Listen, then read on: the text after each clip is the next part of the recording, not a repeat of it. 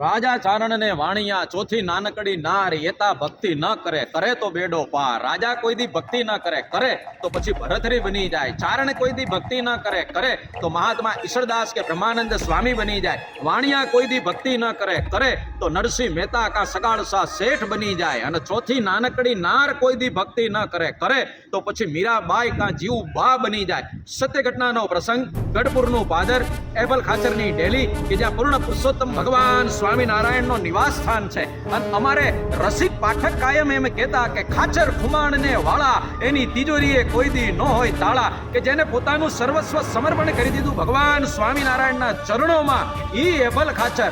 અને કાઠીનો દીકરો કદાચ ગૌ બ્રાહ્મણ પ્રતિપાળ માટે પોતાના દેહના બલિદાન દઈ શકતા હોય તો એ જ કાઠી કુળમાં જન્મેલી દીકરીઓ પોતાની ભક્તિને સતના પ્રતાપે ઈશ્વરની પરમાત્માની ઈચ્છાને ફેરવી નાખે.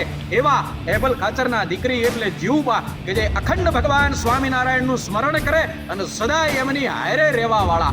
આ જીવબા જેથી વટવાણના પાદરમાં મહેમાન થયા ને ત્યારે ગામની બાયુ એમના દર્શન કરવા આવી હતી. અને એમાં કોકે જઈને એક વાણિયણ બાઈને કીધું કે બાઈ તારે ન્યા દીકરો નથી, આજ ગઢપુરથી જીવબા પધાર્યા છે અને એ જો તને આશીર્વાદ દે ને તો તારે ન્યા પારણું બંધાય. જા જઈને એમના આશીર્વાદ લઈ લે. અને કહેવાય છે કે વાણિયણ બાઈ ગડગડતી દોટ કાઢીને જીવબાની પાસે ગઈ અને જઈને પગે લાગીને એટલું જ કીધું હતું કે બા સાહેબ શેર માટેની ખોટ છે, આપ મને જો આશીર્વાદ દો ને તો મારે ત્યાં પારણું બંધાય ને મારું વાંજિયા મેણું ટળી જાય. બા મને આશીર્વાદ દો.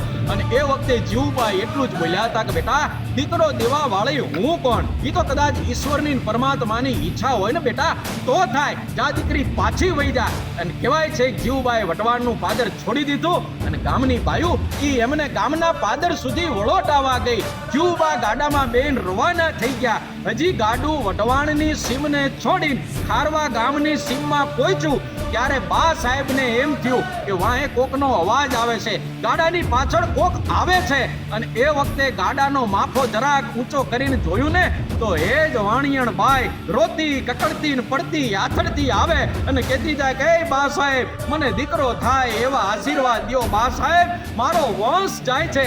અને એ વખતે કરુણાનો સાગર જીવબા એટલું જ બોલ્યા હતા કે જા બેટા આજથી 9 મહિને તારે ત્યાં દીકરો થાય ને તો માનજે ગઢપુર પતિ ગોપીનાથજીએ દીધો તો અને હવા મહિનાનો થાય એ દી એને ગઢપુર ગોપીનાથજીના ઉમરે પગે લગાડીને 5 રૂપિયા ભેટમાં ધરજે.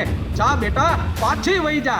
અને કહેવાય છે કે એ બાઈને 9 મહિને દીકરાનો જન્મ થયો, હવા મહિનાનો દીકરો થયો ત્યારે એને ગઢપુર ગોપીનાથજીના ઉમરે પગે લગાડ્યો અને 5 રૂપિયા ભેટમાં ધર્યા.